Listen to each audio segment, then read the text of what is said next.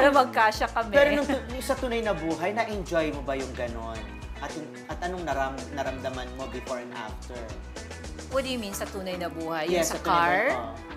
Oh, well, of course, na-enjoy ko kasi may thrill. Mhm. Alam mo yung may Sa thrill? parking ba ito? Ganun. alam mo, parang ginawa mo na din. Mahirap sa parking ngayon dahil ang dami tayong mga sasakyan.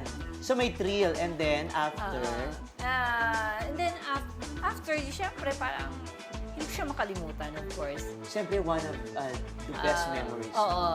Kasi adventurous ako na pagkatao eh. Nag-artista ka na at that time? Hindi pa. Hindi pa, subag ka nag-artista? College days. So malandi ka na nung ano? Hindi kasi, actually, lumandi ako pero sobrang strict kasi ng brother ko. So, hindi ako masyado nakakalabas. So, pag nakalabas ako, bihirang-bihira, tapos, yun, nangyari yung ganun, sa sobrang higpit. Tingnan muna, doon sa mga gagawa nun, huwag nyo naman sanang gawin, pero doon sa mga hindi mapipigil na gawin itong pakikipag-love scene or pakikipag-play sa loob ng sasakyan, ano yung mga advice mo? Ano yung mga pointers na pwede mong ibigay? Well, kailangan, make sure na malayo kayo sa ibang kotse at saka walang tao as possible. So, you have to check the place first.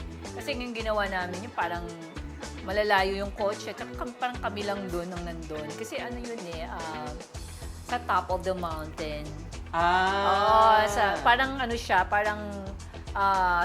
beauty spot siya ng Cebu na sa top of the mountain. Siya na So, na-motivate kayo, biglang nag-init ang mga katawan niyo? Oo,